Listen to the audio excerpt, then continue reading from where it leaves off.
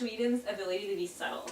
Yes. Like, especially in terms of, like, character, like Captain America is this extremely racist character, and this is why I can't... He's not extremely... One line when he's under a spell. But even if you know, even if you kind of assume that he has to be racist, he was from that time, right? Yeah. So, like, even before, I couldn't watch the Captain America movie, and this is because I knew he was from that time. Yeah. And I'm just like, I know this character who's supposed to be he's supposed to be this idealized American, but he's going to be racist, That's and that's why... Even though he had a multicultural unit, the Howling Madmen. Yes. But this is why there's like comics for trying to balance it out now about like Captain Korea, where he wakes up and he's like, what? Korea's divided in half now? In my day I was fighting against Captain America. What? Yeah. And I'm not saying that Captain America is like a bad person. I'm just saying they could have made him really vulgar. You know, they could have. They could have, if they had gone the realistic route and they would have had to make him like that. Thankfully they didn't. You see a little bit of it, just because it was the sort of attitude of the time, and when they're fighting with one another in the laboratory, it comes out a little bit when he's talking to Fury. Racism and sexism. Like, he doesn't do anything with Black Widow, doesn't say, oh, you're a woman, why are you fighting, or whatnot. And, no, he doesn't. And they could have, and you know he would have, if this was, because... If it had been given to a different director, most definitely, because otherwise Captain America is a very flat character. Yeah. He's the hero archetype that everyone hates. He's the charming prince, where he's smart, he's intelligent, he's fast, he's good looking. There's no downside to him. But isn't he dead in Civil War arc? No, after Civil War. That's an explanation. He technically didn't die in that arc. That was a time bullet, which makes no sense because you're in Washington and you can buy a rifle bullet in Walmart. Yes. Shoot him with also, a rifle. Captain America is also the guy that trained most of the Marvel Universe. He was never really meant to be the guy to... You know about his background, but it's not really that... It's not as interesting as like when you hear about Batman's origin story. Right. And he's a multi-dimensional character because there's so many sides to that character. Right. And one of the things Joss Whedon does, and you were talking about it, like it actually made sense for him not to talk about Black Widow. Because he is in an era he knows nothing about. Everything is new to him. Yeah, no, like everything is different. Well, except for the Wizard of Oz, he got that. Well, he got that. The one that's 20 years before he was born. That's really funny. Yeah. Thor's just like, what? Yeah, but he's like, I'm old. I got a reference that someone else didn't get. But that's not the only thing. Like when Thor reaches for his hammer when he's fighting the Hulk, and it takes forever. Yeah. And that made sense. Any other director who would have gotten that, he would have gotten it in like 2 seconds. But it made perfect sense for him if it was because it was on like the other side of the helicarrier. Yeah. And it made perfect sense for him to wait. I just had this mental image of someone walking through the hall and just losing a leg to the hammer going past. That very well could have happened. He couldn't think of that. And also, Joss Whedon and his wit, because he is known for his movies, his one-liners, one-liners, just incredible wittiness. He's awesome. He could have made everybody witty in this, but he chose just to make it Tony Stark, which was perfect. Yes. He's the only one actually cracking jokes. Everyone is kind of situational comedy. Yeah. And you only have him really being that. You kind of get 1 or 2 from Thor, but he's kind of actually being genuine if you think about it in context of what he was doing. Right. He's adopted. There's one inconsistency. Okay, the Hulk, the first time he transforms, loses his pants. The second time he transforms, pants are still there. Well, no, he's still got his pants when he's fighting around as the Hulk. It's only when he comes back down, the pants just don't fit him. And you'd like to assume that when they went for the shawarmas, they stopped off at a place that he could get some pants. I mean, Tony Stark's house is No, right I mean there. like on the helicopter when he fell, right? They're like, you were completely naked. Real pants.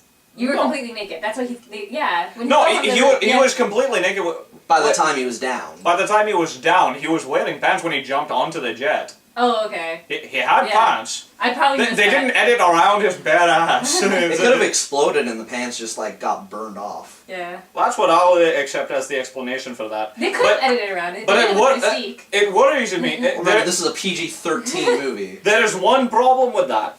There was a creepy old man that's the only human being around, saw the giant green man come down and sat there watching him nude as he transformed back. Well, that actor was 90 years old. He's probably seen everything. Yeah. I'm just saying. Also, like, he even said he's, like, the only human being around there. It's like, this is the first contact he has. If that were me, I'd be like, I wouldn't even stop sharing. I'm just like, this is weird. It's like, just give me the pants and leave. We'll not talk about how long you were standing there while I was naked. Well, Hulk's already been on the news, so people know of his existence. Yeah. So it's probably Right. like he knows Hulk. It's like, oh, it's that guy from the news. Oh no, He it's just just destroyed the CGI, army. no pants, CGI, naked, CGI, right? Not real naked. Otherwise, the parents will be like, oh, what are my kids Well, in this watching?" movie, you had to expect the CGI. There's no way you can make this movie without it. Right. There was a little bit of a thing where every time you would see Captain America, they used wire work for his action sequences rather than CGI, but almost everyone else had some amount of CGI. And it created this weird sort of disjunction in the action. Well, everyone else can like either fly or jump even beyond a super soldier's ability. Right, and him being otherwise you're base level human and you just do your actions, you do your choreographed He's work. like halfway above base level human. Exactly, and seeing him using wire work in as the middle ground between those 2 points, it works sort of as a theory in sort of cinematography and showing his theme as being between worlds and between times, but at the same time, it's kind of jarring. If you notice it just kind of takes you out of it for a second. That's okay. It could have been worse. It could have been worse. There's one thing that is really bothering me though, and I have not received an adequate response to it. When the mothership is destroyed and everything just kind of collapses, you see all the power on their suits turn off, and then everyone falls. Dead. Why? Oh yeah, that's yeah. Yeah. That didn't make sense. That- Like, it kind of made sense for the flying fish that, alright, they're flying through the air Or because their armor. because their Yeah. armor keeps them Yeah. supported, but otherwise it's just like, oh, the armor's power supply is connected to the ship and it turns off. Alright, I'm willing to accept that. But the armor holds itself aloft, so without it, it's too heavy and they all fall down. But they all died, Yeah. and it doesn't make sense. Necron? Unless they were all slaves. They weren't really alive to begin with. Well, Yeah. yeah, that's the only sort of explanation that my brother and I could come up with, which was that they aren't actually living creatures; they're biomechanical They're this biomechanical army, and kind of the same thing like the droids from Episode Well, 1. As soon as the mothership goes, they just Let's not forget who their leader is, and major spoiler alert for anyone who hasn't seen it, but Thanos at the end is the Avatar of Death. yeah. His name is the Greek god Thanatos for the Greek god of death. Yeah. Yes, he is. Okay. Isn't that the anime Hades? No, he's Mephisto. Mephisto? He's that guy who makes contracts. The magical girl contracts that you were talking about? Do you want to be one? I really don't. After Oh, seeing never that zombie magical girl one, no. That was a weird weekend. So, aside from that, like, really overall this is a very solid movie. You said that it was in your top 3, it was in your top 3. For me it actually places 3rd in my top 3. So it's on still there, in but your just top barely. 3. It's still in your top 3. It's still there, For but all, it there's was a lot of close run. superheroes. Yeah, they are. No, Yeah. It was a very close run between this movie and Captain America. I found myself enjoying this one more, but critically I would still say Captain America is the better film.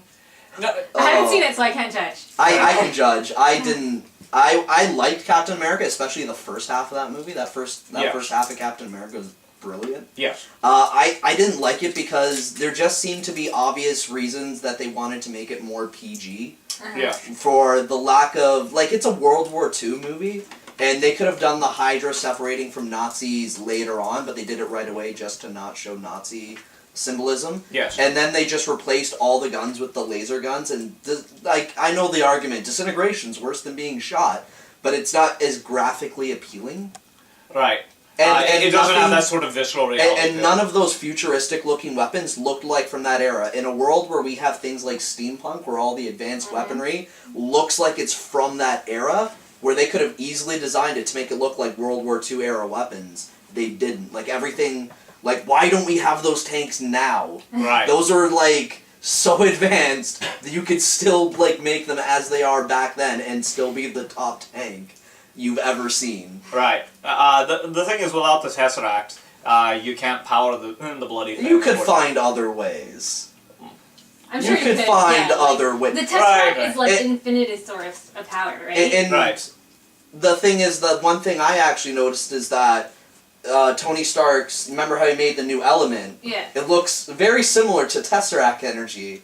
And Right. since his father worked with it, I'm thinking that he kind of made the energy.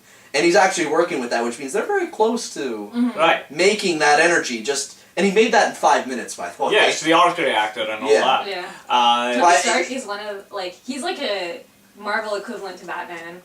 Except that he's happy all Yeah, the time. except, it's like that concept he's a where real it's like, playboy. I'm rich, but I can... Well, technically, day. Batman's Right. still kind of a playboy. Like, even as Batman... He's only playboy by day. I mean, their and characters can't are find different. her- Hey, It's hey, just when like he made Marvel. out with Wonder Woman in the Justice League, the end season of Justice League that one time, he was like, hey, I had no problem with that one. That was, yeah. Oh, you guys know this song where he's like, playboy by day and crime fighter by night. this is And a it- thing? The chorus Hey. is like, my parents are dead. That's awesome. Hey, I'll all I have have to say is his major love interest is someone who goes with him to fight crime, which is Catwoman. Well, later on, she helps him a bit. No way, man. Batman Beyond. He's alone for life. He is a lot. Hey, he has a No, son. that he didn't know Yeah, about. yes, too, yes. Good old Amanda That he- Waller.